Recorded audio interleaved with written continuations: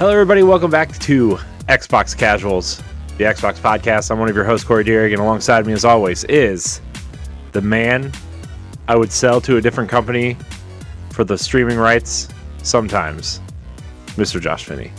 Jesus Christ. talking about putting me into slavery over here. Jeez. Selling your body, Josh. Oh, good lord. Only sometimes, though.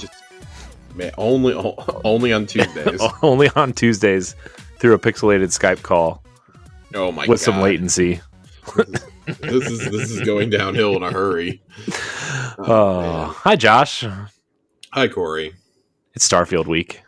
It's Starfield week. I'm so ready for the discourse around this game to be over.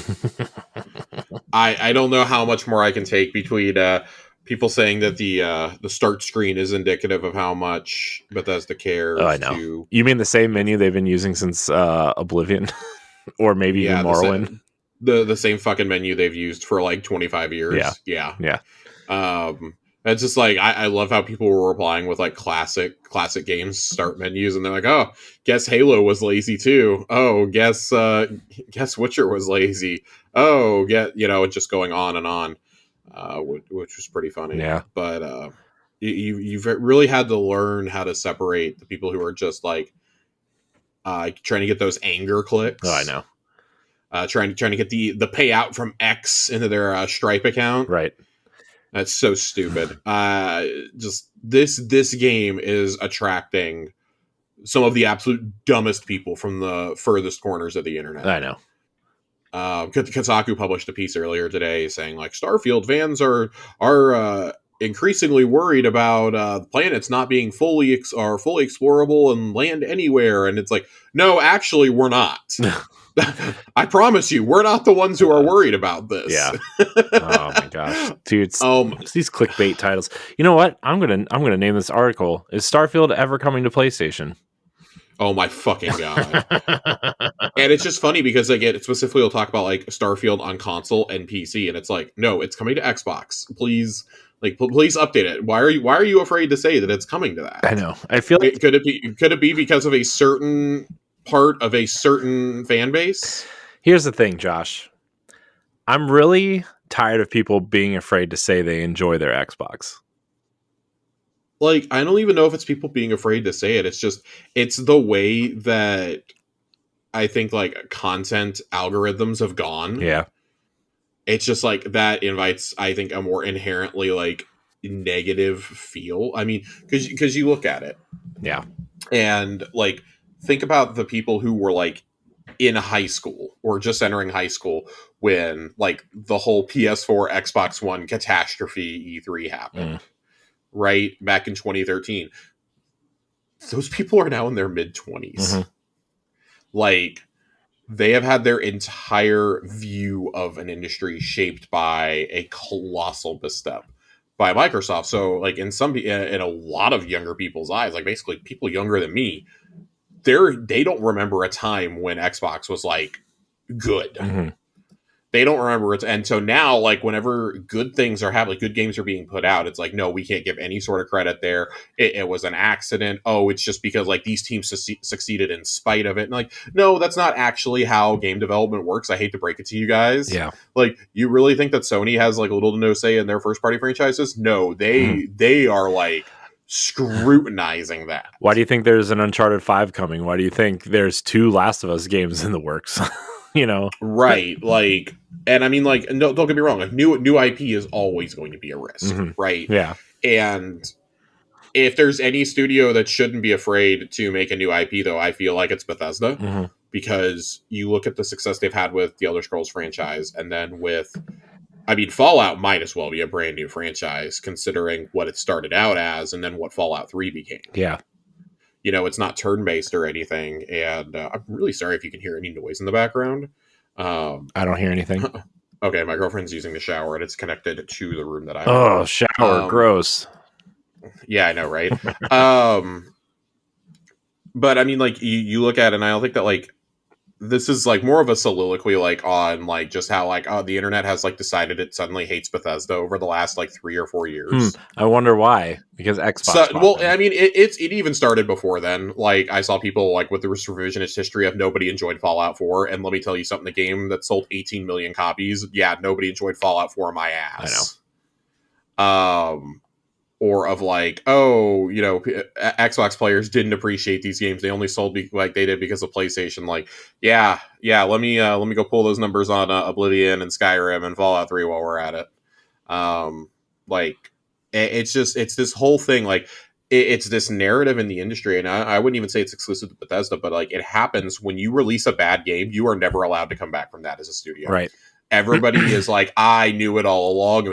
CD Projekt Red has been fighting that with Cyberpunk, right? Mm-hmm. Like, we forget that they made literally, like, probably one of the 15 greatest games ever made with The Witcher 3. Yeah. And all of a sudden, oh, they're a shitty studio. They can't get it together. You know, Cyberpunk sucks. Like, no, Cyberpunk's a result of project mismanagement and shareholders. Yeah. Also, I mean, look at No Man's Sky, too, right? I mean, that's like the ultimate example at this point. I mean, yeah, No Man's Sky, Sea of Thieves was able to come back, you know? Mm-hmm. And it's like, but there are people on all sides of this fucking console war who don't want to give credit to the opposition because they think it like delegitimizes their piece of plastic. Right. It's like, no, that's not true. Like, innovation doesn't succeed without competition. Right. Here's the thing. Here's the example, Josh, for me at least. Like, I think I made it quite clear that I don't really care about The Last of Us. I didn't really like it when I played it, to be honest, but I can still recognize that it's like, you know, the quality of the game is there, right? I just, you know, I mean, I've had the same thing with Horizon. Yeah. See, and Horizon's like my favorite PlayStation franchise. So, I mean, like you look at it and like we talk about how like so many of these games like become like testing grounds for new concepts and new ideas. Like new IP can be a ground for that. You probably don't get Spider-Man as polished as it was in 2018 without Sunset Overdrive happening first. Mm-hmm. Without the traversal from that game basically being a testing ground. And like, if that game doesn't flop or Microsoft says, hey, we're going to fund a sequel, you might not get Spider-Man when you get it. Like it's, you know, this revolving door of like dominoes falling, like constant what ifs in this industry. You know, that Insomniac was a company that was like trying to strike out and work with other shareholders, not just Sony at that point. And it's just this whole hubbubaloo. Like, now Starfield comes out and gets all these amazing reviews. It's going to be one of two narratives. Microsoft paid for them, or, you know, well, it's good in spite of Microsoft. And that's not how this works. Right. Like, that's not a thing. Like, they've owned Bethesda for 2.5 years now. They've had more than enough time to have significant input on the direction of this game. Mm-hmm.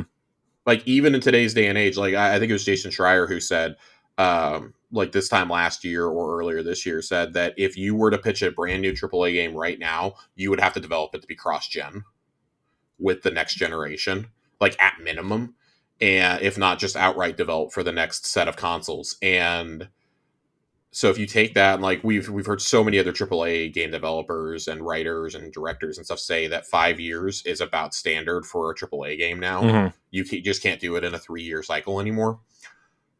That would basically mean that Microsoft's been around for like half the development cycle, which it really does feel like they were around for a good chunk of the development of this game from what we know about it and about Creation Engine 2 and the COVID delays and just all that hubbubaloo. Like, no, they've had a pretty significant input on this, guys. Like, at some point, you're going to have to give some credibility. Mm-hmm. So, yeah, you know, it's people, man. I don't know, man. The internet just gets worse and worse every every second. I mean, I've like totally turned myself off from social media, except for like, I mean, work related stuff. I'm getting to that point. It's just a constant source of narcissism and negativity. Mm-hmm. Yeah, and especially God forbid you enjoy anything. It doesn't matter what you enjoy. God forbid you enjoy. Oh, I know. Jeez. Oh man, Josh, you know what I enjoy though? The games you've been playing lately. The games I've been playing lately. Wow, look at that transition. What have you been playing, Corey? Hit me. So I don't remember if I talked about this on the last episode or not, but I finished Star Wars Jedi Survivor. Yeah, I think we talked about it briefly on the last one. Yeah. I'm about halfway through Plague Tale Innocence. Okay. That game's I'm enjoying the story. I think even though it's the story is very dark, right? It's very good. It's a game that I can only play in small chunks. Yeah, I've been playing a chapter a night. Yeah, that's probably about what I was doing when I played through. Yeah. And so I'll play like, what does a chapter take? Like 40 minutes, maybe 45 minutes. Yeah, something like that, depending on like how good you're at sneaking, which I'm not. Yeah. But I've really been enjoying it. Even those stories or the backdrop is like super dark and like scary and all this stuff. I really like I really like the relationship between Amicia and Hugo. Like I think that story of caring for your sibling is really like touching in a way. Yeah, Plague Tale kind of came out of nowhere a couple years ago. So for those who don't know, it's from Asobo, who makes Flight Simulator, right? And before that, had made just like a bunch of tie-in games. They'd never really done an original IP. Mm-hmm. And this game comes out of nowhere. Requiem comes out last year and is a Game of the Year contender. Yeah, as well as a Day One Game Pass game. Yeah, I believe they have a third one in the works now, too. Yeah, they have a third one. Also, they're working on the Flight Simulator 2024. Yeah. Now, not to get off on too much of a tangent, but I wonder if Microsoft is eyeing them to purchase them at some point. I mean, you would have to think that they're on the short list. Like, I believe the short list that they did a couple years ago that we talked about in our first episode, they were on like that list of like 15 companies they had narrowed down. Yeah. I do believe they've had an outside investor since then, but not like a majority investor or anything. I would think that Microsoft, once all this Activision nonsense is resolved either way, will probably make a move to bring some of their creative partners, such as them and Certain Affinity, in-house. And which Certain Affinity is making a first-person shooter, man. See that? They are making a first-person shooter. I do wonder if this is what the Monster Hunter game they were working on evolved into, or if this is something else entirely. Or if it's a Monster Hunter with guns. I'd be okay with any of those options.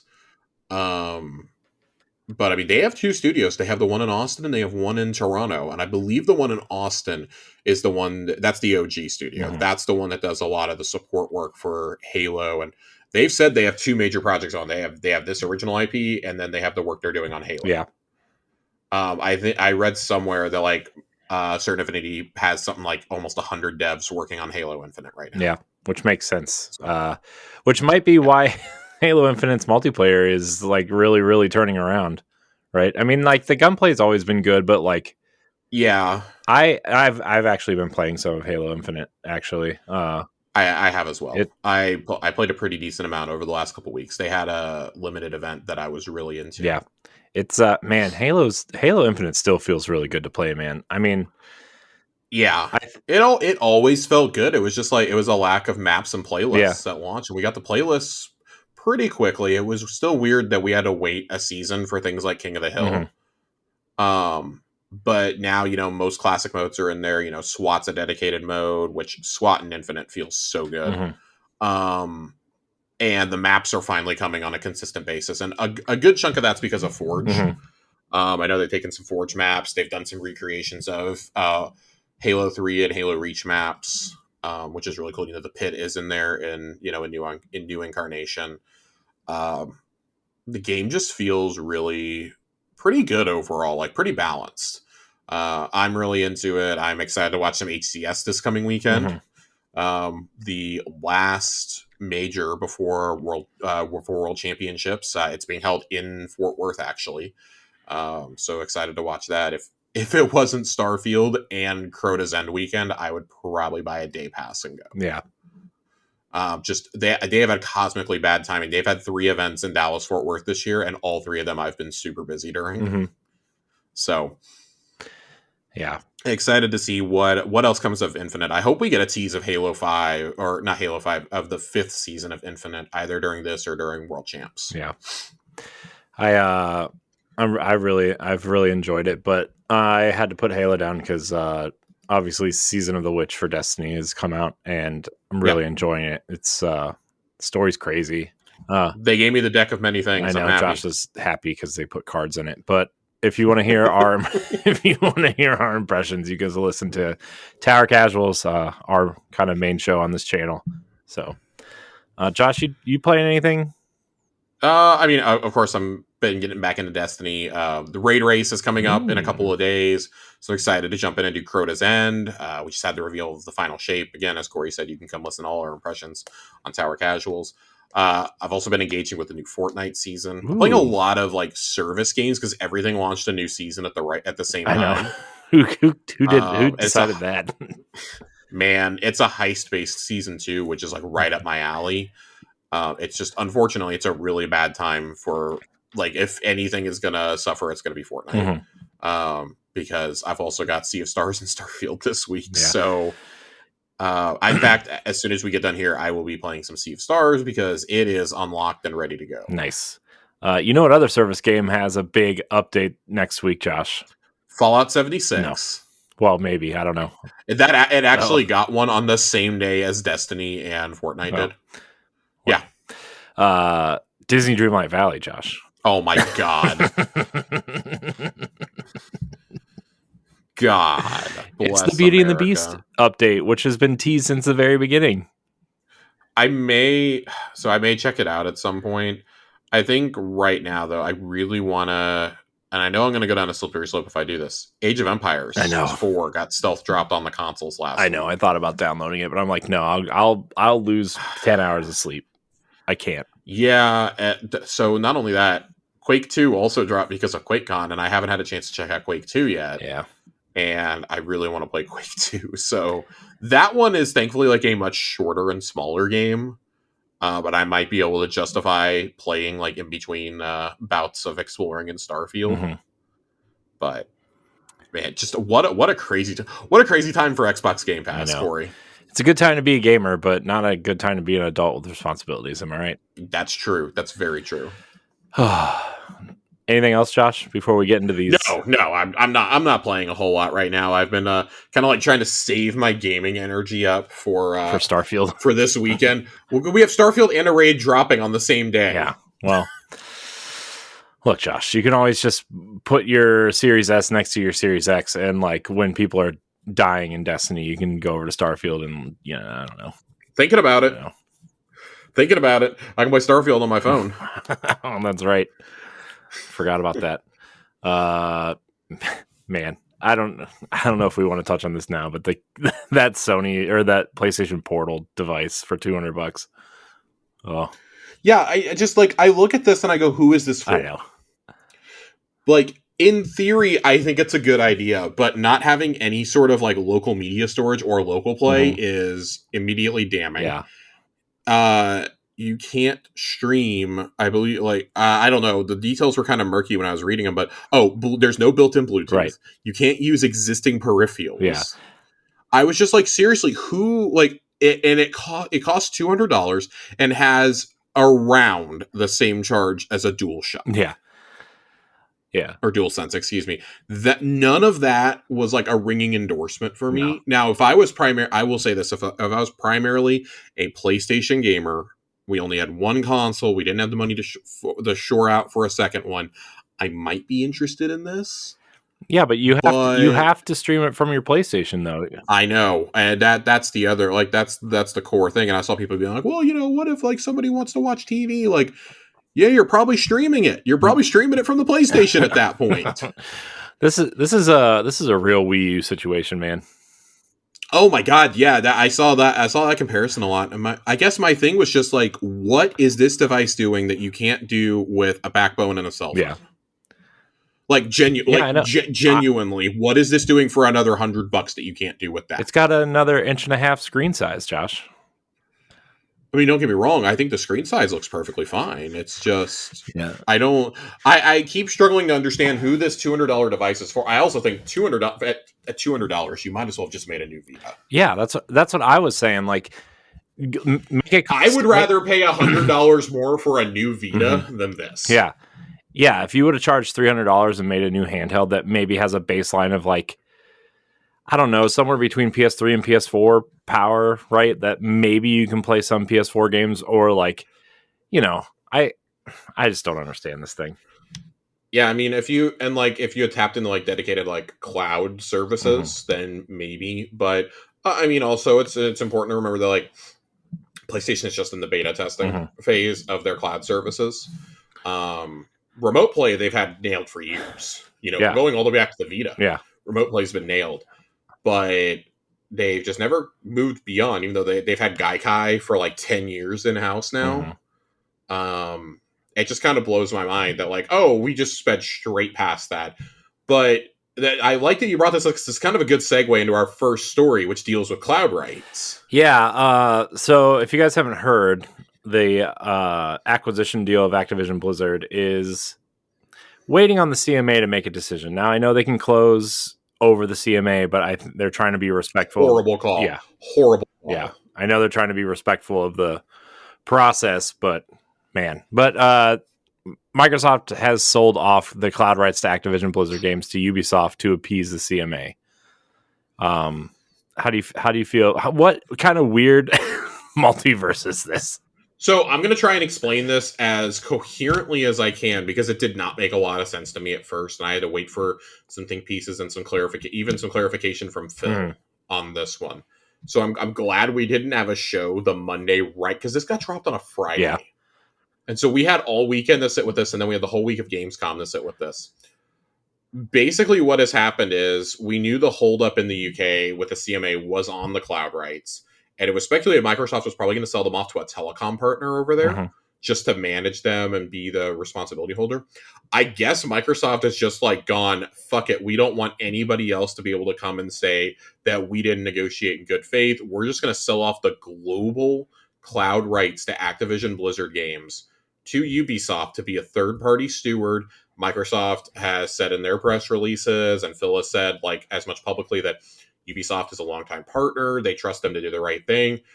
It is expected that Microsoft is going to sell them the cloud rights and have to buy their own cloud rights back from Ubisoft to put these games on Game Pass Cloud. Phil has said this will not affect the availability of games on Game Pass. Very specifically, they will still be on Game Pass. They will not be in the cloud unless Microsoft is going to. They're going to have like a wink, wink, nudge, nudge deal, right? Yeah. To get their own rights back. What makes this more intriguing is Ubisoft can now put this on they can put these games on any service that has Ubisoft Plus on it. Or they can sell the rights outright to another company, but they have to be tied to Ubisoft Plus, is my understanding. So like Amazon Luna, if you pay for the premium... Amazon Luna is about to get the most important games it's ever gotten. Yeah. Like, no shit. Like, for real. I know. And then I see people saying, like, well, oh my God, they can go to PlayStation Plus. Like, not exactly. That's not how this works. They only have the cloud rights, so you would be able to, theoretically, you could stream Diablo 4, but you couldn't download Diablo 4 as part of PS Plus, unless Microsoft comes out and says, oh yeah, we'll strike a deal with you, which, if I'm Microsoft, I'm raking them over the coals for that, to get some of this money back for my own fucking cloud rights. Right. It's a very weird situation. What's even weirder is this is a 15-year deal and not a 10-year deal. 15 years puts us in 2038, which is 2 console generations. That's the rest of this generation, and that's the entire next one. We have no idea what gaming is going to look like in 15 years. We have no idea what a lot of this is going to look like. Ubisoft is probably not going to be independent after this generation. Yeah. So Microsoft's kind of playing. I would suspect that there's a kill clause in there that if somebody buys Ubisoft, that the rights automatically revert back to Microsoft. Yeah. I would suspect there is some sort of kill clause in it. I can't imagine not putting that in there. Because then that's protecting your IP. Because I saw like the funniest situation is that Microsoft did all this to keep this stuff away from Tencent, and then Tencent buys fucking Ubisoft. Yeah.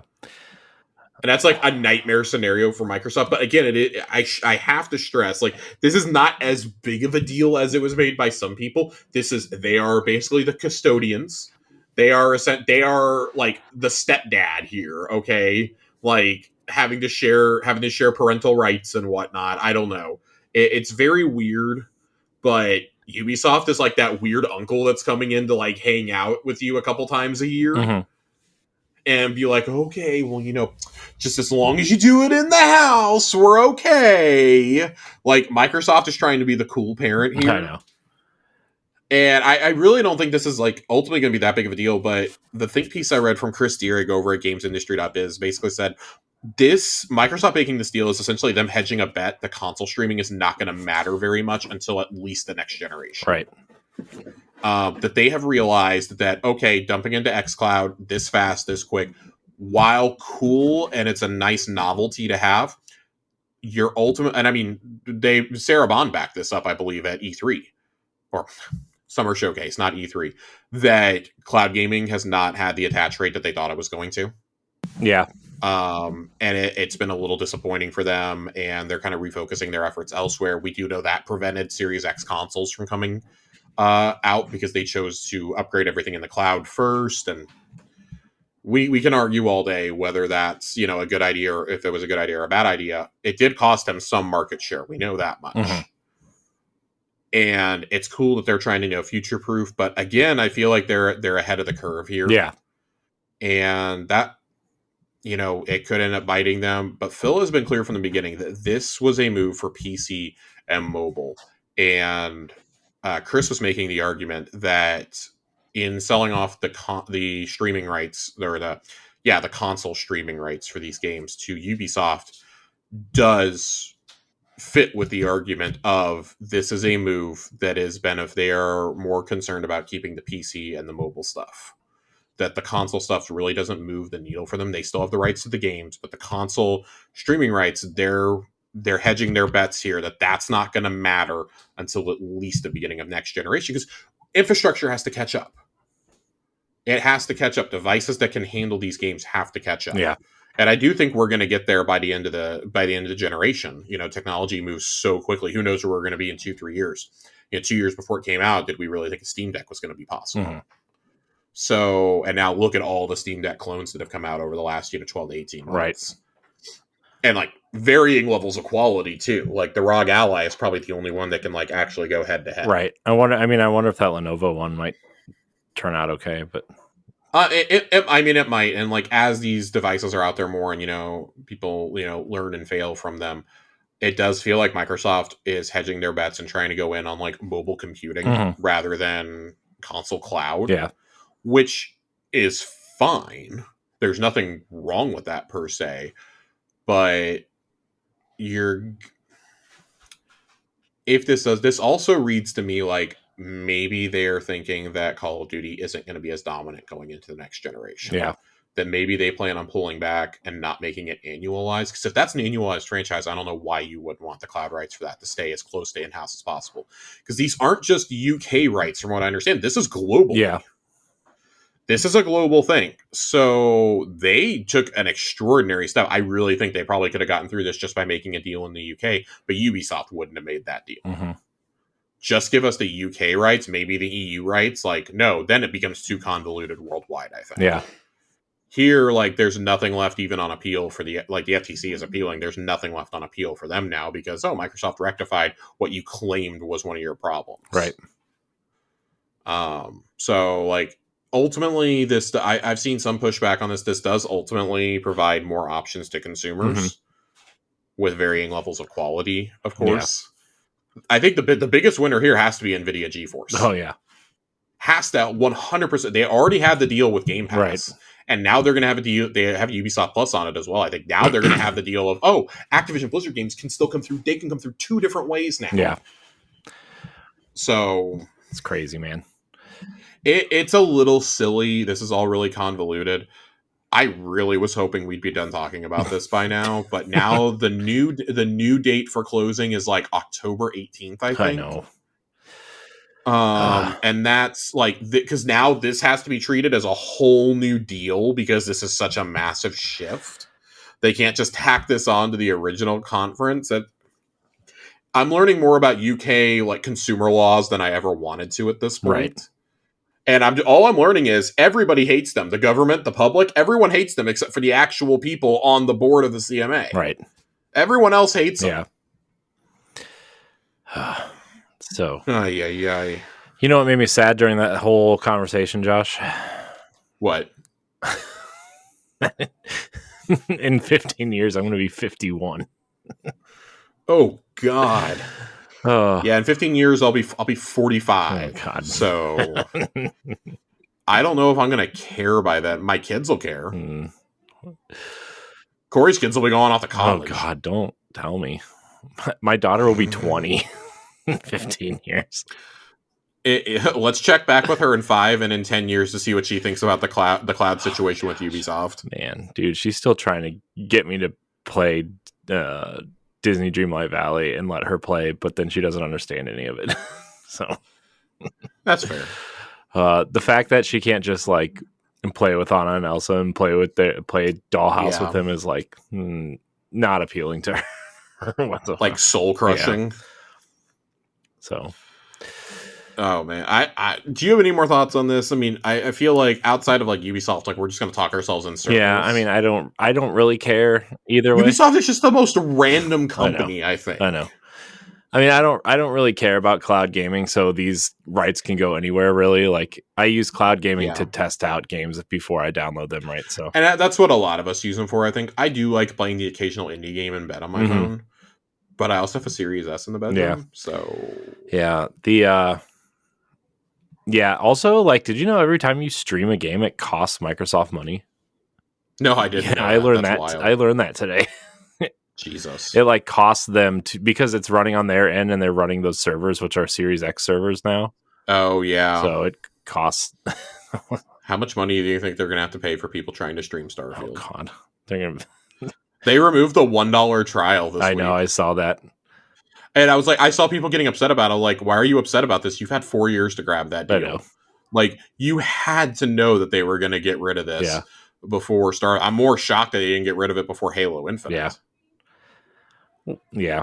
Well, I mean, that was their first real big game, right? When that came out, and I think they wanted to try to get people in to play. Yeah, I mean, with Halo and Forza and stuff. Yeah, it's just like now you're looking at it and you're like, okay, this is like.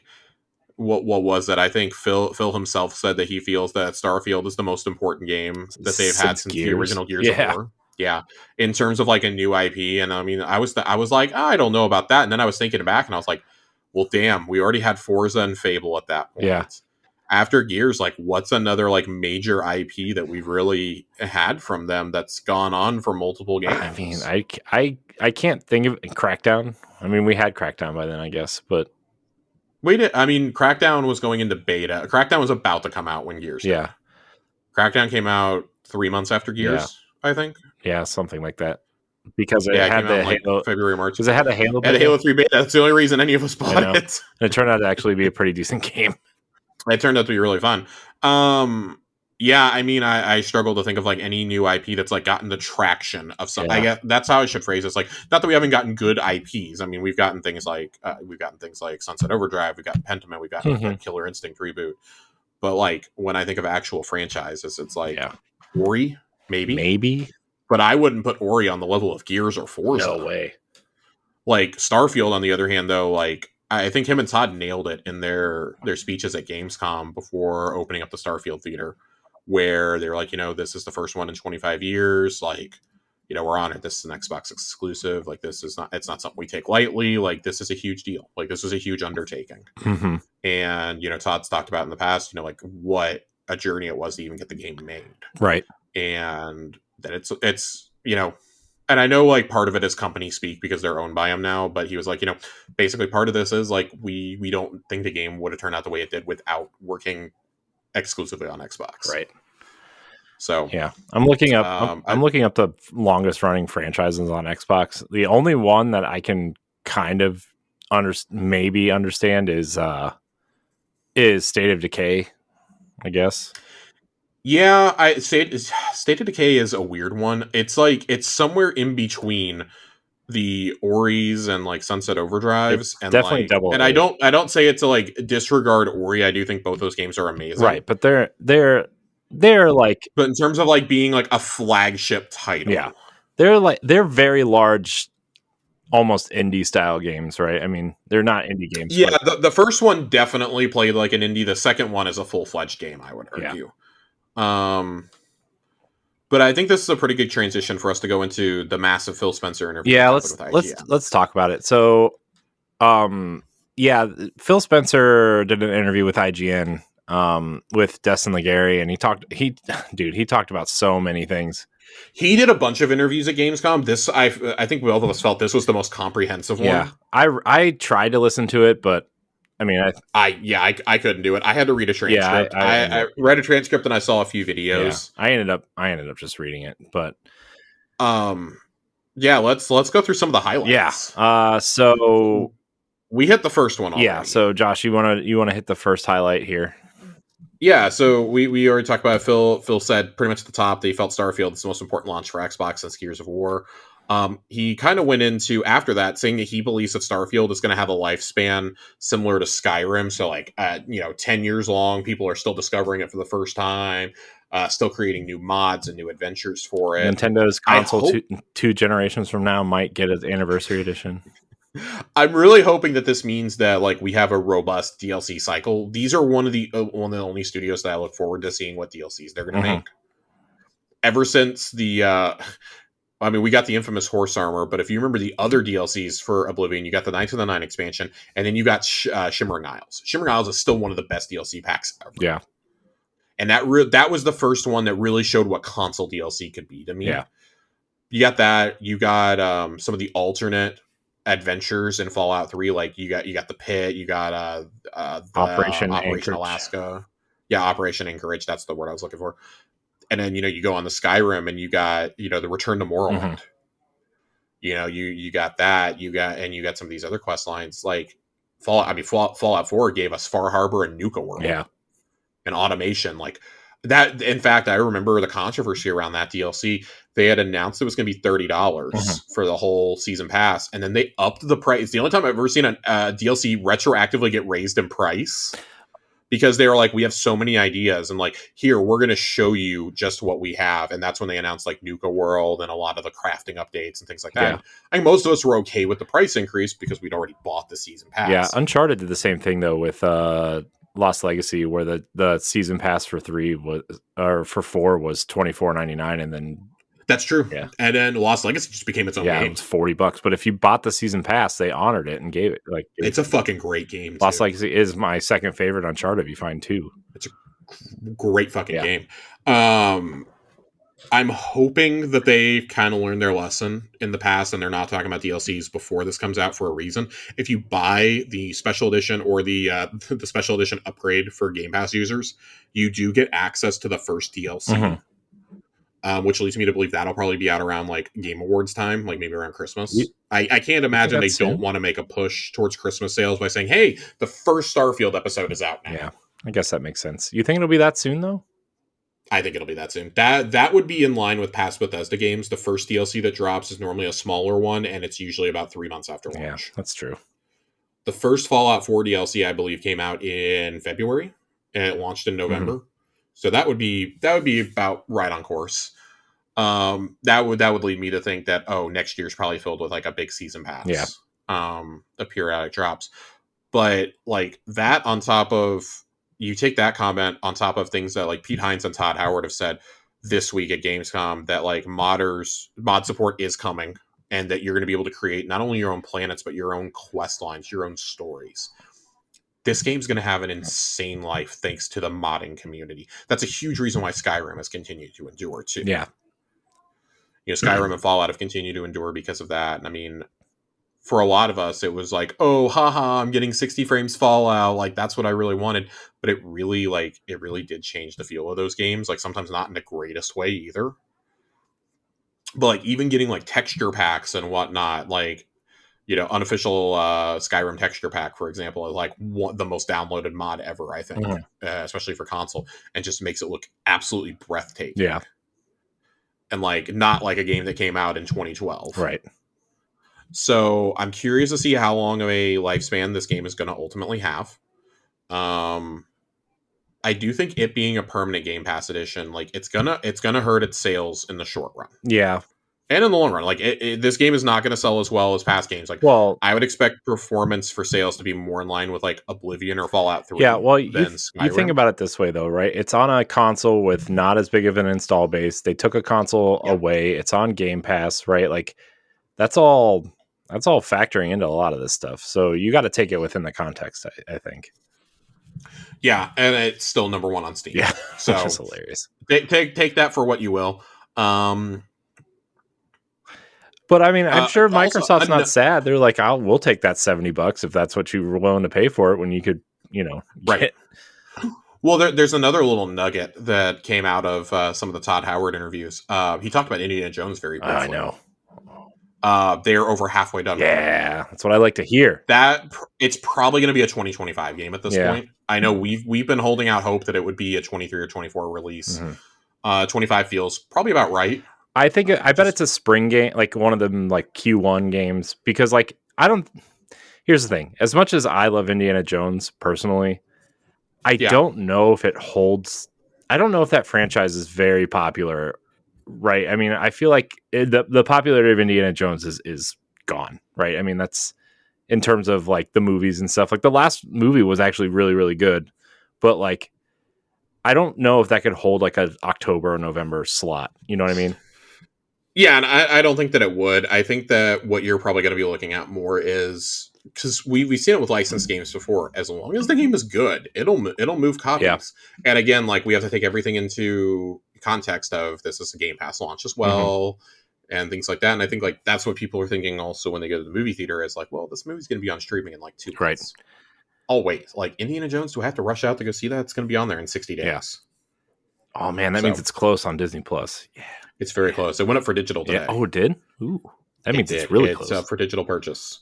Moving on. Phil also acknowledged that the Xbox team should have been more involved with Arcane Austin and afforded them the same support that they gave Bethesda Game Studios. This was Destin following up on the Kind of Funny interview from the week of Redfall's launch, where Phil was very candid about a lot of the things. And Phil says, we knew early on we needed to send as many resources as we possibly could at Bethesda to get Starfield out the door. Right. And that they should have done that with Arcane, regardless if Arcane asked for it or not.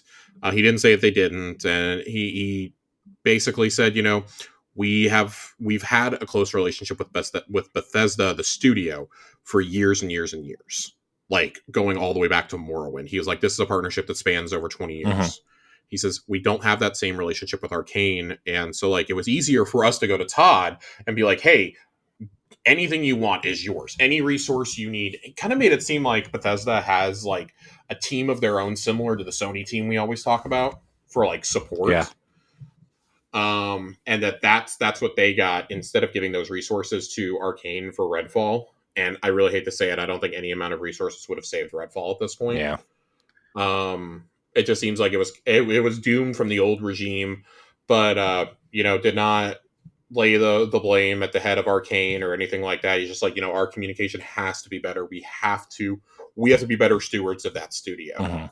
And it does make me wonder if they're going to bring in somebody else to oversee the Blizzard properties, not Blizzard, Bethesda properties. Yeah. Too many B's. If they're going to bring in someone else to like oversee ZeniMax in a lot of ways. Yeah. He confirmed that Forza Motorsport is going to shift towards more of a live platform rather than numbered installments going forward to help alleviate confusion, and so that people know that like they get one Forza and they can just build on it for the generation. Yeah, which I think is smart, right? I mean, that game. We all felt that this was coming after the initial reveal, though. Like, but granted, that was 3 years ago, but we all felt that was the shift that was being made back in even 2020. Right, especially because they took the number away, and like, in this day of live service, like, of course, a racing game like that should be live. So you add tracks, you add cars over time, I don't know, add soundtracks, I guess, and stuff like that, right? I mean, that Horizon is your one that you can keep doing installments on, I think, for like new locations and things like that.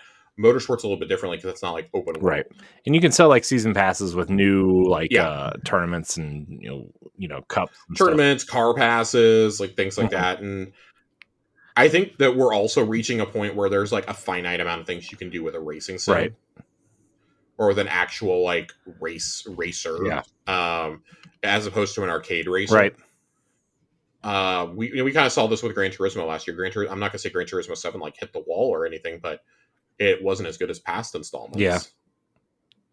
And that's one of those things that we're kind of hitting that point.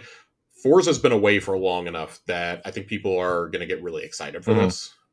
and want to play it. And like, I know, ooh, live service, like it's like the boogeyman in the industry. But like, live service does not mean bad. Live service done poorly is bad, but live service when done correctly, and I think if there's any studio that's going to nail it, it's going to be Microsoft. We've seen they're also a studio. They're a publisher that allows you to correct your mistakes. Look at Master Chief Collection. Look at Halo Infinite. Even you see Sea of Thieves. Like if those were under somebody else, they probably don't get afforded that same courtesy. Like Ubisoft shuts those. Yeah, down. I mean, look at the Division. EA shuts those down. Sony shuts them down. Activision bars those franchises from ever being mentioned again. Right. Like, but Microsoft, for better or worse, or because they don't have any other options, are like, no, we're going to make these work. Yeah. The only one I've seen them outright give up on was Bleeding Edge, and that's because Bleeding Edge sucked dick. Yeah, but that was also like a previous project, and I'm sure Project Mara and Hellblade are more important projects to them than a project that was. Well, and that's Phil said that in a past interview. He was basically like, it kind of came down to, well, what do you guys really want to be working on? Like, we understand this was a passion project. That's why I didn't shut it down when we came in, but this is taking resources that you could be using elsewhere. Mm-hmm. Like, it's not like Grounded, which came out and was a hit. If Grounded wasn't a hit, they would have 100% folded them back. Yeah. But Grounded ended up being a hit. And so Obsidian kind of had to start allocating resources towards that rather than just, this is 10 people playing around. It's not like Pentiment where, we can roll those guys back into like, Outer Worlds 2 and, or Grounded or Avowed, whatever they want to work on. Or, mm-hmm. If Josh Sawyer comes up with another kooky little game he wants to make, then we can put them on that. Yeah. He anticipates showing more games more frequently due to the strength of the portfolio. In regards to this, he was talking about like, we're at a point where we can't wait for Summer Showcase all the time anymore. We have to show things at like at Developer Directs. He said Developer Direct several times, so that makes me hopeful we're getting another one later. Well, didn't he say that they were going to happen more frequently too?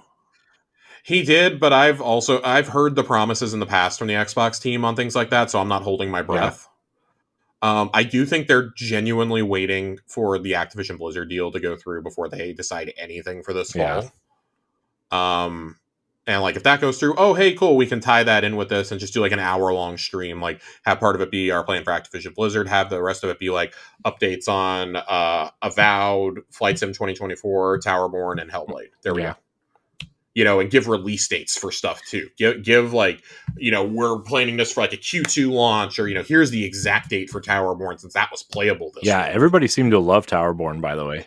The best thing I heard about it, the thing that made me the most excited was multiple people were comparing it to being the next evolution of the Castle Crashers formula. Yeah.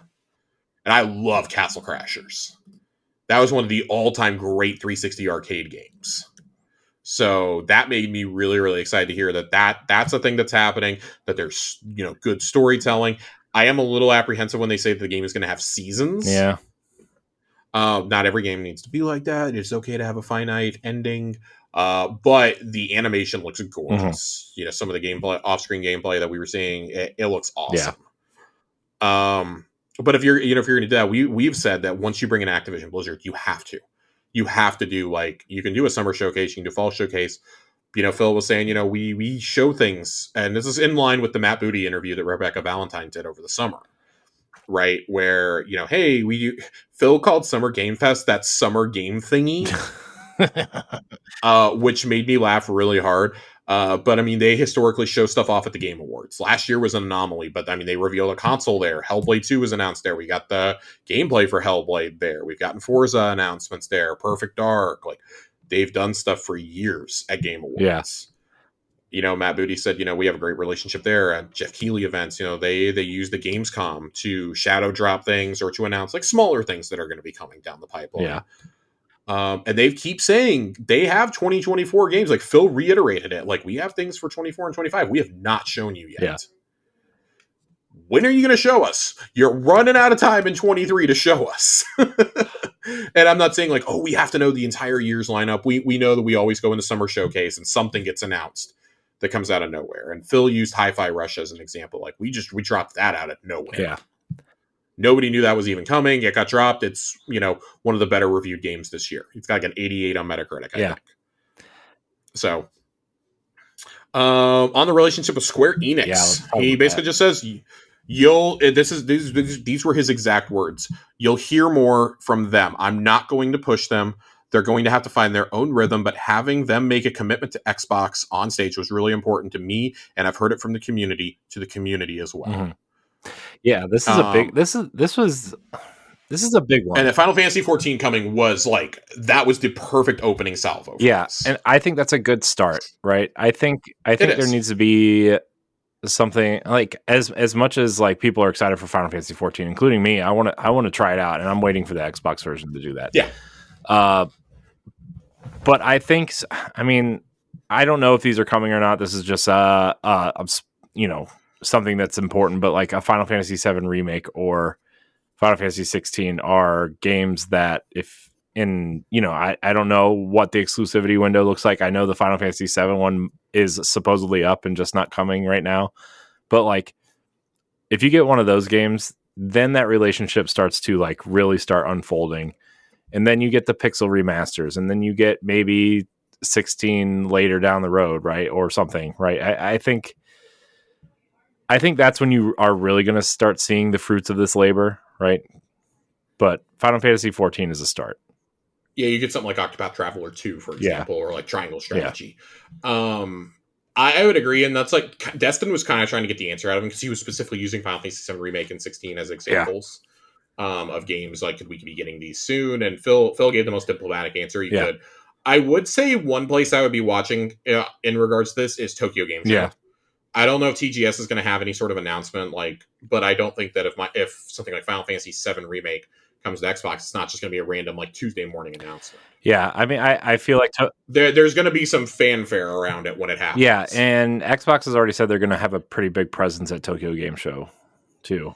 Yeah, Xbox has one. I mean, as we're doing, Square's going to be there. Of course, Sega's going to be there. And with Microsoft having a presence there, that could be anything from, we're showing off Liza P again, and the Persona games that we have the marketing for, to, hey, we've got some small announcements for you. Some localization updates and things like that. And that could very well turn into, hey, look, Yoshi P is here. Yeah. To make an announcement. The marketing team's been over there meeting with Kojima lately. I don't think we're going to hear anything on that front for another year or two, probably. Yeah. But it's important enough that they're showing pictures. They're all posting pictures of it. So who knows? I mean, did you see the picture he posted of Keanu Reeves and Norman Reedus? Yeah. That was wild. It's just like, who is this guy not working with? Just everyone wants to work with Kojima. He's just the coolest guy. Yeah. For me at Tokyo Game Show, I think the announcements that would be the most realistic would be the Pixel remasters or Octopath 2 or Triangle Strategy, maybe. Yeah, I think that I think getting something like Octopath 1 was on there already.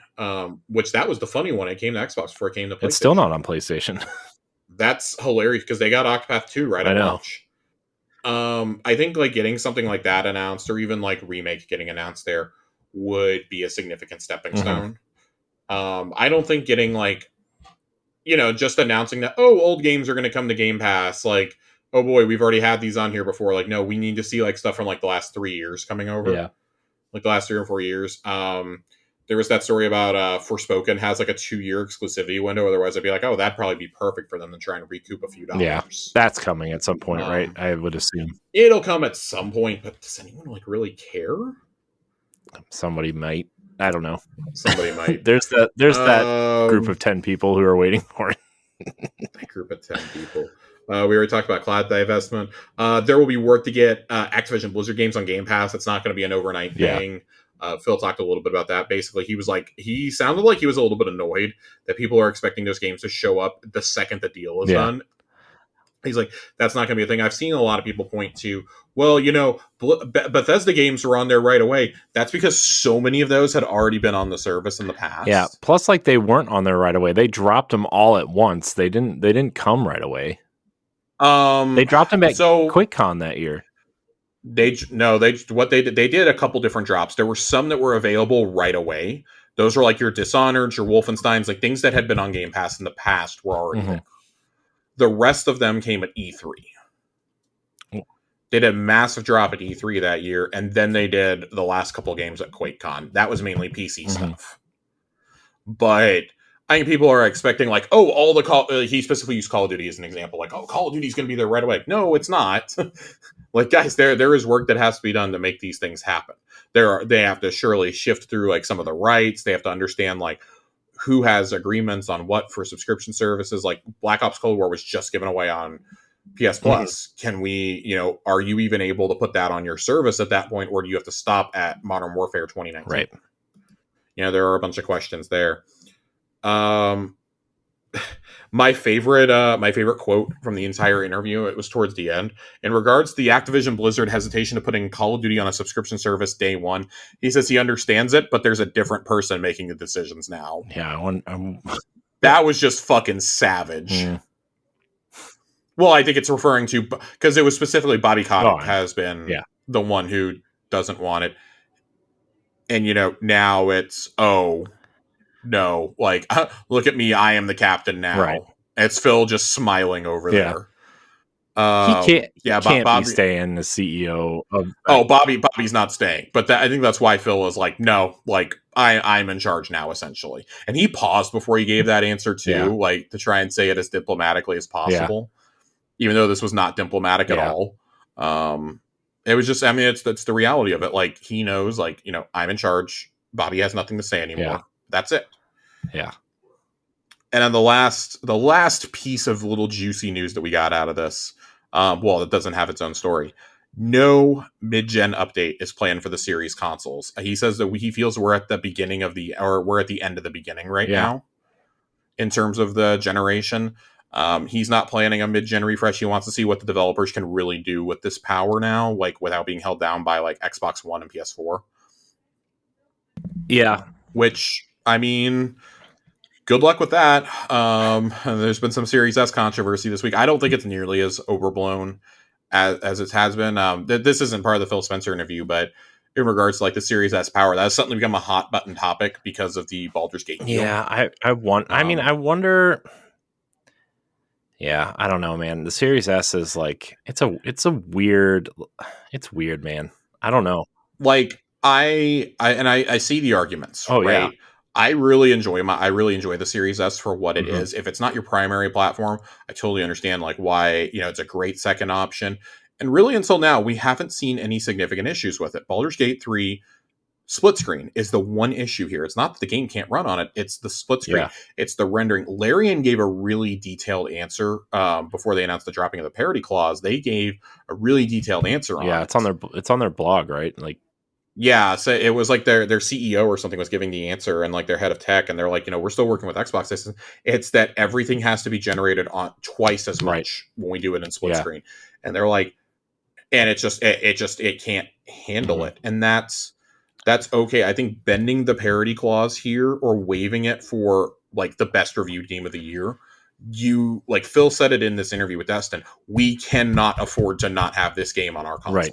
The thing too is like, if that's the only feature you're dropping, like, honestly, like who cares? Who in 2023 is playing split screen co-op of this? I actually know two people personally. Well, Josh, you just ruined it. Who have Series S's, but both these people also have PS5s, so I don't really understand what the struggle is there. I just mean like split screen is not. I don't know. I don't feel like that's like a feed. I don't know, man. I know they want parity between the consoles, and I don't really know how to word it, but I just feel like split screen is not that important anymore. So splits. I'll try and explain. I'll try and phrase what you're. The only thing before you say that, the only thing I could think of is like this is D&D, right? And people like to play in the same room, play D&D in the same room, and if you can do that on a console, maybe that'd be more fun. But I mean, I personally was looking forward to be able to do split screen with my girlfriend, but I have a Series X, so I can easily play that on our big screen. I guess when I look at this sort of confirmed my suspicions about why same screen co-op had to be axed from Halo Infinite after it was previously promised. It's not launching with Forza because that's Forza, Phil essentially said like we had to look at how many people are gonna even use that feature. And I think that like I feel bad because like that is, I think, compromising Larian's artistic vision in a way to not be able to have the split screen at launch because they want it there. But it's also worth realizing that like if it's going to be a game that's that technically intensive on the back end, you just may not be able to do split screen. And I hope that this is a one-off thing. Like everybody is spinning this into the end of the world. Alex Donaldson, who writes for I want to say WG 247 and has written for he writes for RPG Site, said that he was at Gamescom and like just all he was hearing was like negativity surrounding the Series S. And I talked to a few people this week. I don't know how accurate that is. Not that I'm like trying to say that there isn't concern from some developers. We have heard it in the past. We've also heard a lot of developers praise it though. Yeah. Like it's not, the Series X isn't that significantly more powerful than the S. And I've seen a lot of people like, and myself included, you know, being like, well, they probably should have just gone for a disk driveless X. And I do agree with that.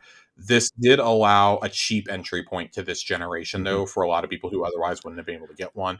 The Series S makes up a not insignificant amount of the Series consoles sold. It's like it's more than half, I think. Yeah, it's wild. So, but I've seen several S owners be like, you know, hey, this is kind of the compromise I expected to have to make at some point. I didn't think it was going to be this soon, but you know, if that means I can still play the game, though, great. Okay, I can't play split screen. Oh, well, there is a limit to what my $250 console can do. Right. And I wonder how many people, like, I feel like most of the hardcore Xbox players probably have an X, right? And I mean, in my theory is that they were selling this for people who want to play Fortnite or maybe Halo or some Game Pass games, right? I still don't know if anybody is playing hardcore on this box. I know one person who does. And it's because, you know, she basically she uses a Game Pass box, but it was an affordable way to play Xbox games and not have to buy. Well, that's what I mean. It's like it's like another Series X. Yeah, I mean that's what I mean. It's a Madden box. It's a Fortnite box. It's a Game Pass box. I mean I play Destiny on it sometimes, but I mean I have a Series X also. So I mean you and I are in the same boat there. So yeah, I mean like I'm probably gonna play a not insignificant amount of Starfield on my Series S. And it's like, okay, well, hey, as long as I'm having fun and as long as the game is running well, that's what matters to me. I mean, Todd Howard said he plays most of his on Series S. I love his reasoning for that, and it's because his kids are hogging the X. But I guess if we're going to get into it, I guess Baldur's Gate 3 is the next thing we need to talk about here. Let's do it. So it's finally coming to the X and S because Phil waived the parity clause. We didn't bring it up in the Phil Spencer interview. He did talk about Larian in there, but he was like, yeah, I'm meeting with them here. And literally the next day is when the announcement came out. It's coming later, though, right? The split screen, they kind of said they're going to try to bring it later. So the Xbox Socials account said that they're still going to be working with Larian to try and bring co-op to the Series S in the future, in a future update. To me, that says, because the original estimation was, even if they could get it implemented, it probably wouldn't be ready until like Q1 2024. And as Phil said, it's like completely unacceptable for them not to have it on now.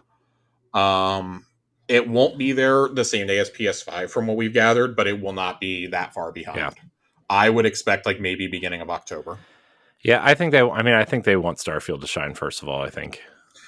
I think that's part of it, but also I think that, you know, they understand like, well, the priorities went into making sure the PS5 version was ready to ship.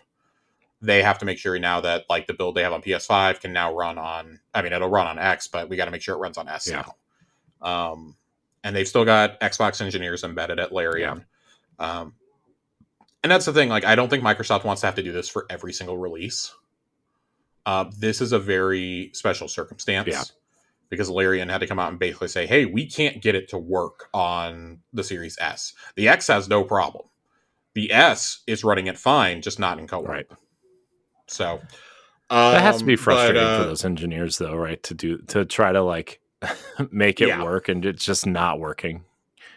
There's so much procedurally generated shit. It's like when people are like, "Oh, I just want a multiplayer Skyrim." Do you understand what goes into a game like that tracks everything? Right. It's tracking everything on the back end, like, and especially in a game with infinite possibilities. Right. Like, I don't know if you guys understand what goes into this. Like, I don't even want to begin to understand what goes into this. But the official statement said, super happy to confirm that after meeting with Phil Spencer yesterday, we found a solution that allows us to bring Baldur's Gate 3 to Xbox players this year still, something we've been working towards for quite some time. All improvements will be there with split screen co-op on Series X. Series S will not feature split screen co-op, but will also include cross-save progression between Steam and Xbox. And it is important to note, it's not in this press release, but there is cross save between PlayStation and Steam as well. Yeah. I don't know if you can do PlayStation to Xbox or not, but it's basically everything's linked to your Larian account. So, but that's awesome. I'm really excited. I'm really excited to see this. I kind of hope they put up the collector's edition because I'd buy it in a heartbeat. It's sold out for the other two platforms immediately. You would think they would, though, right? I mean, you would think they would. It is important to note, even on PlayStation, this is a digital-only release. There are no physical copies of Baldur's Gate 5, or Baldur's Gate 3 on PlayStation 5. Baldur's Gate 3 on the PlayStation 5. See you when I'm 51. Just like the clown. Dude, see you when I'm like in the old folks' home at the rate these games come out. I'm really excited this is coming, though. Again, not just one of the best reviewed games of the year, one of the best reviewed RPGs ever made. And it's the game that's kind of launched CRPGs back into the public eye. These are games that, like, I mean, Divinity Original Sin 2 is a magnificent RPG, but it's not a game that, like, people are running around saying, like, not that it didn't sell well, it sold very well. Just like on consoles, it was kind of like, okay, like, and it was good, but it developed its reputation over time, I feel. CRPGs have historically been mostly console or mostly PC games. I found it very funny that it was going to be ready on Mac before Xbox. Yeah, I can play it there. hey man, I was fully prepared to have to play it on my Mac.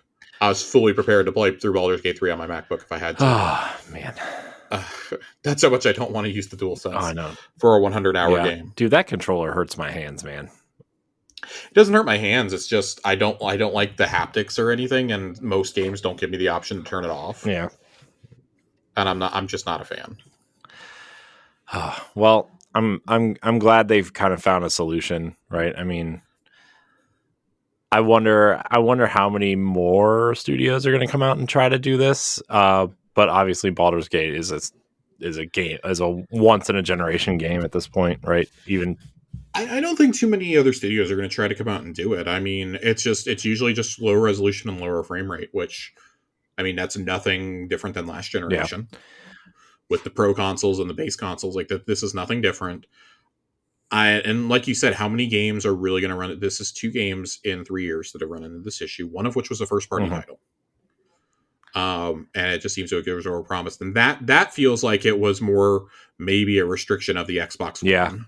Like the dictation that Halo had to run on Xbox, on the base Xbox One. I know, gosh, that's so gross. It's the same issue we talked about with that. Like, okay, you had Xbox One, you had the One X. Like, are you going to cut the one out at some point? You can't. Just like PS4 Pro can't cut out the base PS4.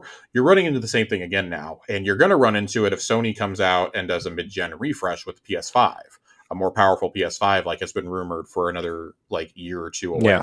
Do you think Xbox will respond to that if they do?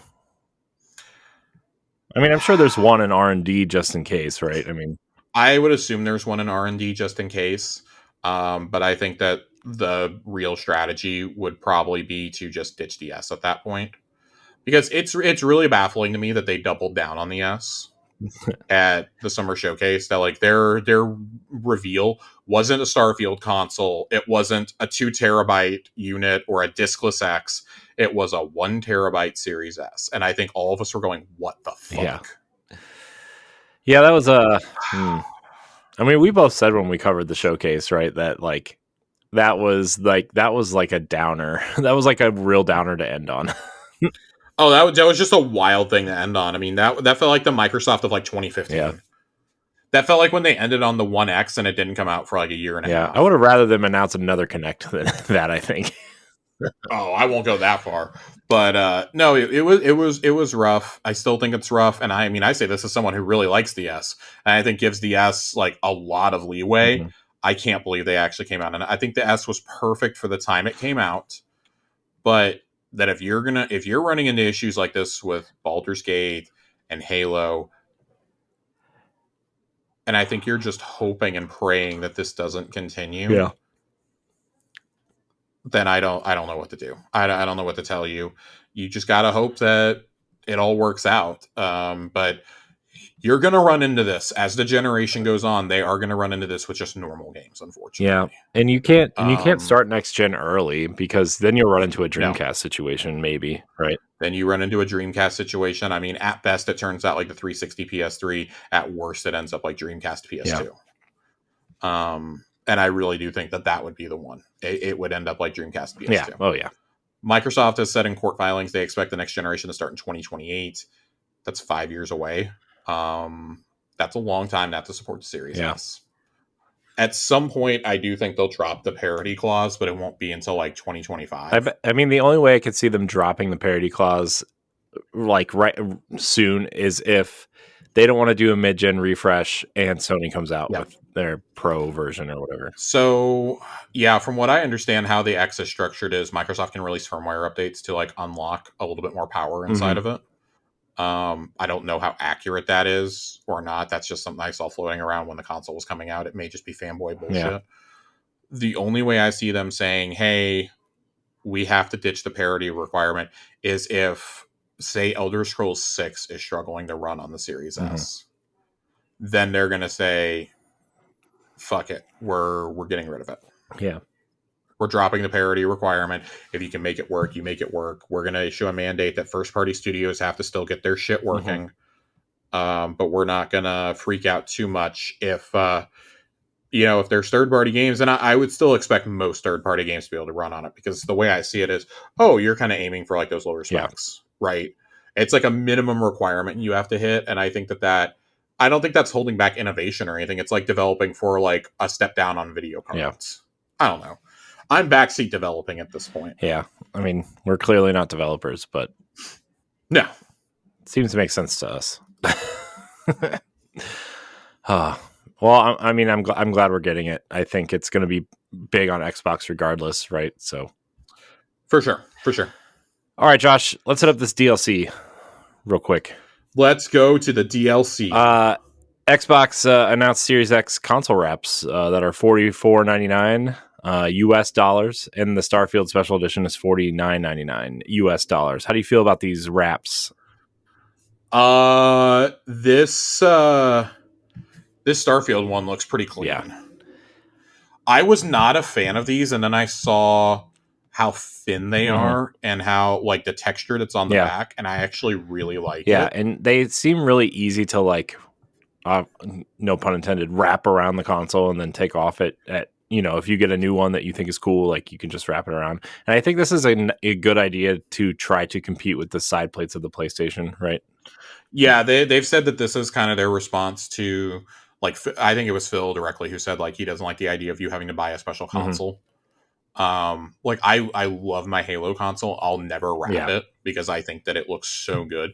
But this is kind of like the design lab, right? Where like, maybe we don't make a giant print of custom controllers for every game, but like, we'll have like 4 limited time designs for like Redfall or something like that. Like Starfield, it makes sense. We gave you a special headset for the first time.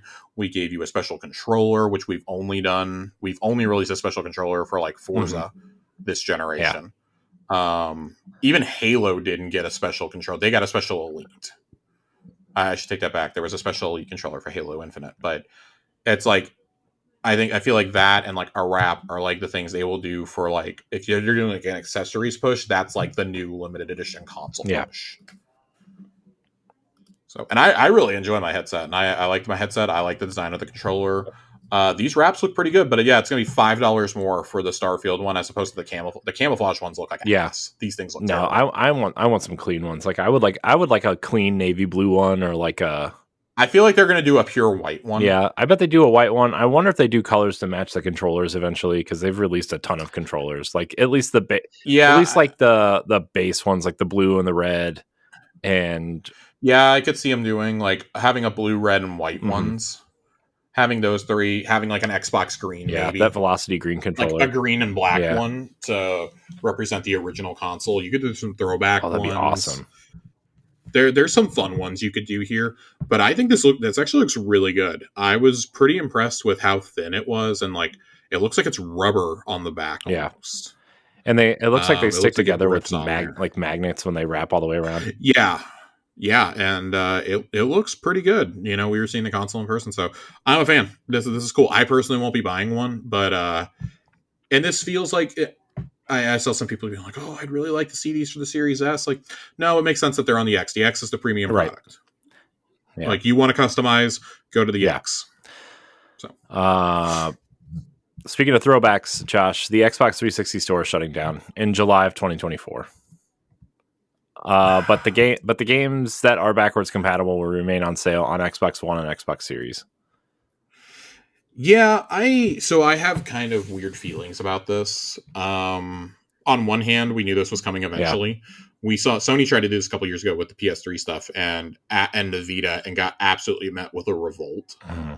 There definitely wasn't one here. There were some fans who were upset, and like Phil has publicly addressed, he knows there's about 200 games that will be lost to time and space forever that have never received physical releases, and that they're working on a solution to, you know, make sure those games are still playable after this happens.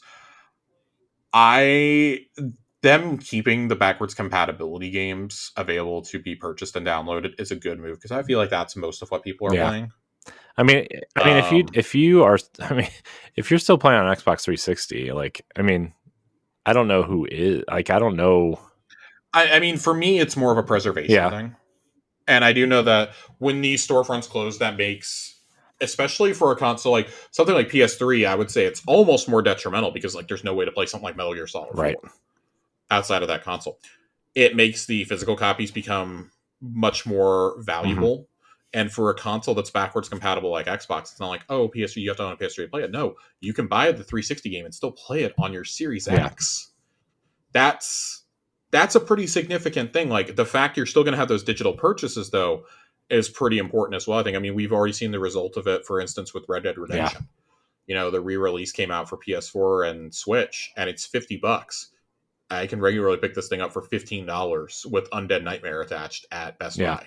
I mean, I bought it digitally for $10 when it was on sale. Yeah, you get the auto HDR and everything. Like, I kind of wonder if this is going to galvanize them into doing one final round of backwards compatible. I know they've sworn that they can't do it anymore. I wonder if this is going to galvanize them into doing it.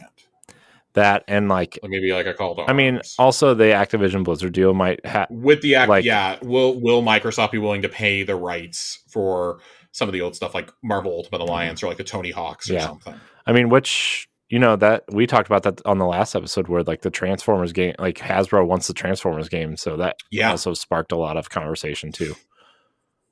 But all right, Josh, Stalker 2's Game Pass release date moves to early 2024. I heard great things about this at a Gamescom. Yeah, I heard a lot of good things too, but I think with a lot of games that are coming out and stuff, this was a good move. This was a good move. This is the words I heard used to describe this were brutal. Like, it is brutally hard. It's like FromSoft as an FPS.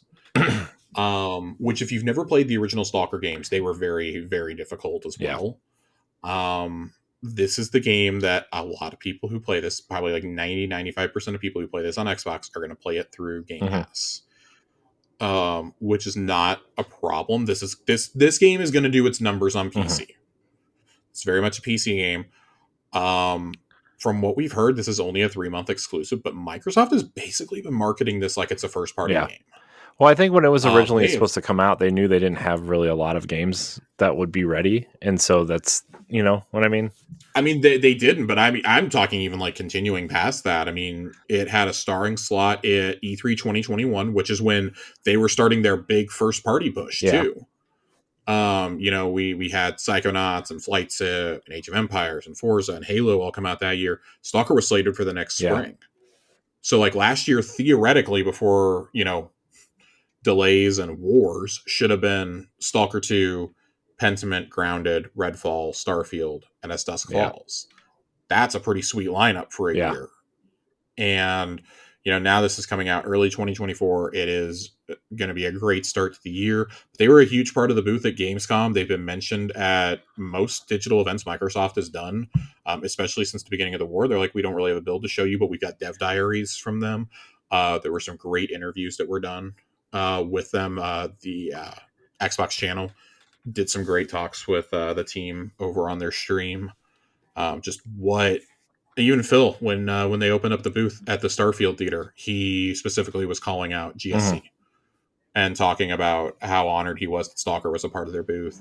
It's clear this is a pretty important game for them. I wonder if they renegotiated the terms at any point and said, "Hey, not 3 months, but we'll pay you for we'll pay you above market value to have this game exclusively on our platform for a while."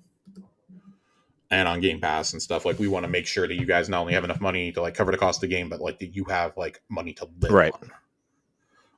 Given that they had to relocate to Prague, and we're seeing the same thing with another Game Pass game, Replaced, has also been pushed into 2024.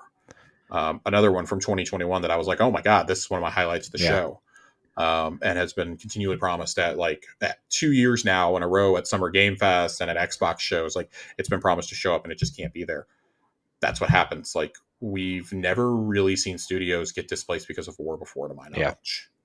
So this is a truly unique situation, and both of these are games that already had deals in place before this happened.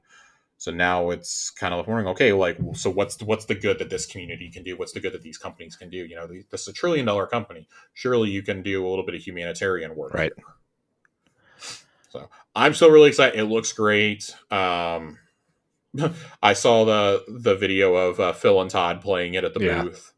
But they're really pushing this, like in a way that it's funny. I feel like Microsoft's pushing of this has almost been like on the level of a first party game. And like it almost feels similar to how Sony pushed the timed exclusivity for Deathloop and for Final Fantasy 16 in a lot of ways.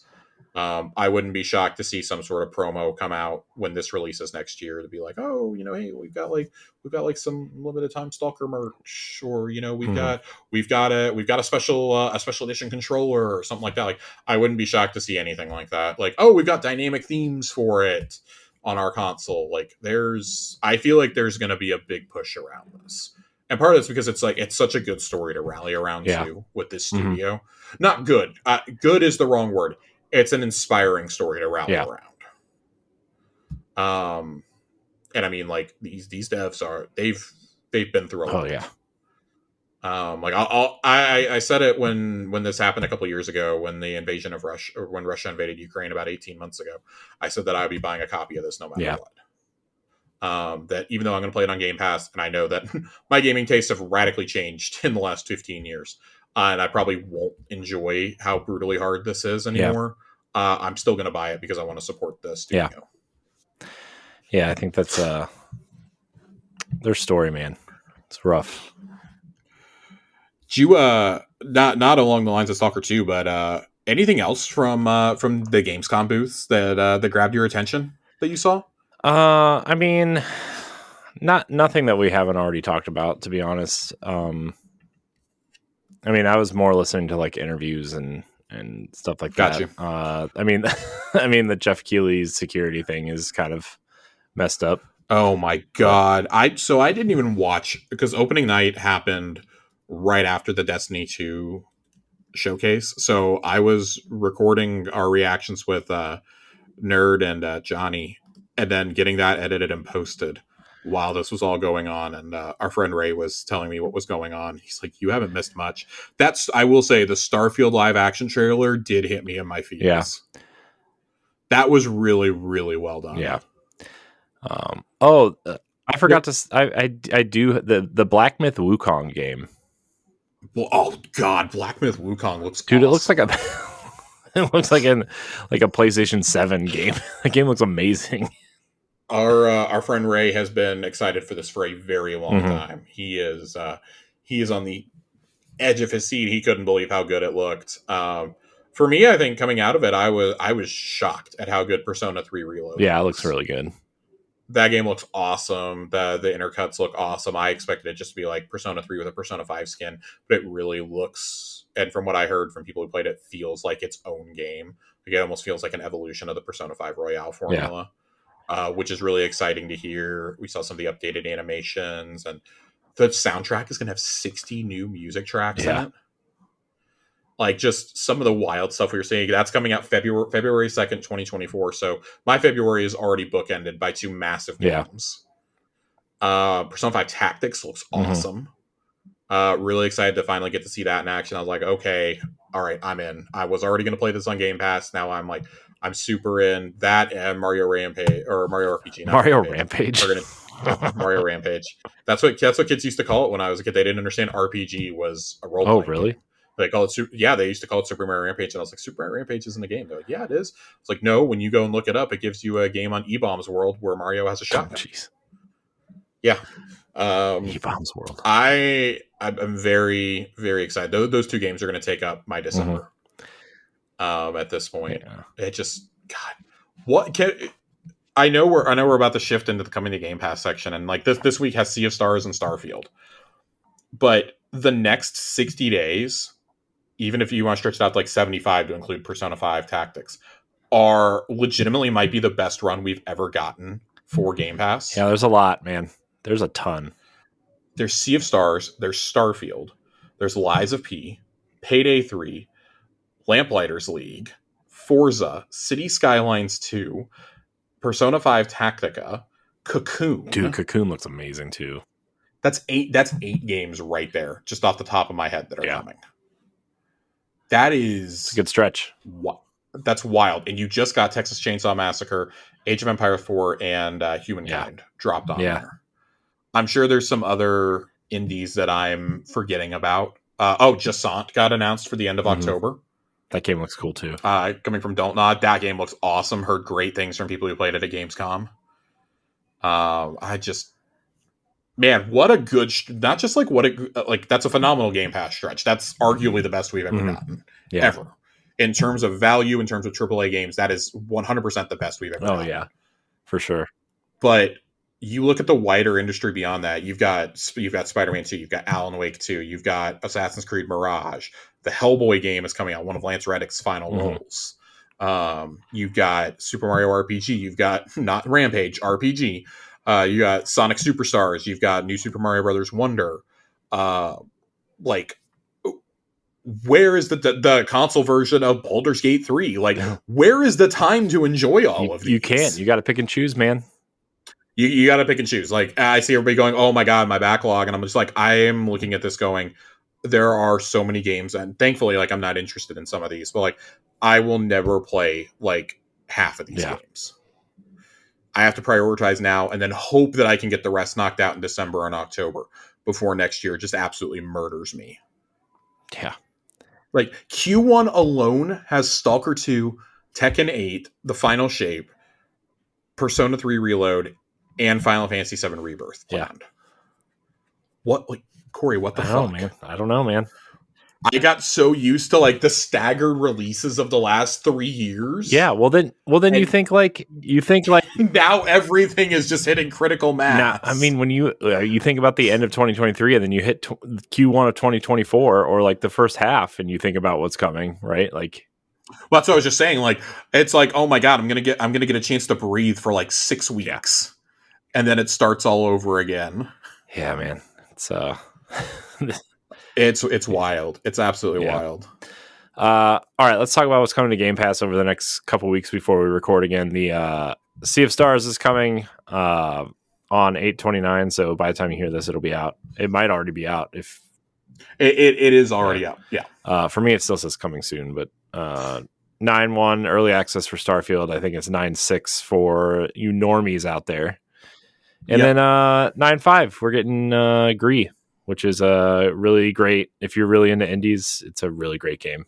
I played it on Switch a couple years ago, but it's I think I know where the majority of us are spending our time. It's gonna be Starfield and Sea of Stars. Sea of Stars, just man, that game looks really good. One of the indies I'm most excited for. Oh, another game to add to the list of November Game Pass or now through November Game Pass games. Thirsty Suitors. Oh God, yeah. I'm so excited for that game. Anything that Annapurna puts out, I'm gonna play. God, I'm ready for Sea of Stars. I read some of the reviews today, and I mean, the lowest I think I saw was an 8 from IGN. I saw a few 10 out of 10s. I saw somebody on Twitter was saying that it's their personal game of the year so far. And all those comments made me really, really excited. And I'm like, well, we'll see what the discourse is like on Thursday morning for Starfield. 9 a.m. Pacific is when the embargo lifts on Thursday.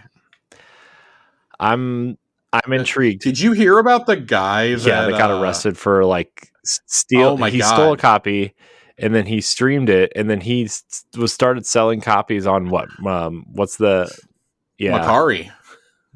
So this guy stole Tyrone. Tyrone stole a copy, and he made a video, and he addressed Todd Howard in it and said, "Yo, Todd, I don't know why you don't want to talk about this game. This game is bitchin', but I don't understand how to play it." And then he streamed it directly from his console. He streamed for like an hour or two. So people are getting leaks galore out of this, right? Then he uploads no less than like 2-3 dozen copies for hundreds of dollars a piece of this game to his Macari account, which were being bought, by the way, as well as collector's editions. Police show up at his house. He gets arrested for that, possession of controlled substances, and theft. And it wasn't just Starfield. He had like shit from the warehouse he worked at, I guess, that he'd just been boosting for forever. Like his whole Macari store was stolen shit. So his store is down. His console and IP are like permabanned by Xbox. They have copyright claimed every video of his that is up regarding this. Yeah, I can't get over that. That our first impressions of Starfield came from Tyrone. This game is bitching, and I don't know how to play it. Dude, every time I hear the name Tyrone, I think of Dave Chappelle. Every time I hear it, I think of They Cloned Tyrone. Great movie, by the way, on Netflix. Oh, man. John Boyega, Jamie Foxx. We love them. Well, Josh, is there anything else you want to touch on before we get out of here? No, I imagine the next episode, I know the one topic we're going to be discussing. Yeah, it's going to be a pretty beefy Starfield episode. I'm pretty sure. So it's going to be about the stars for sure. Starfield and Sea of Stars. Thinking about getting the early access bundle just to play it over the weekend.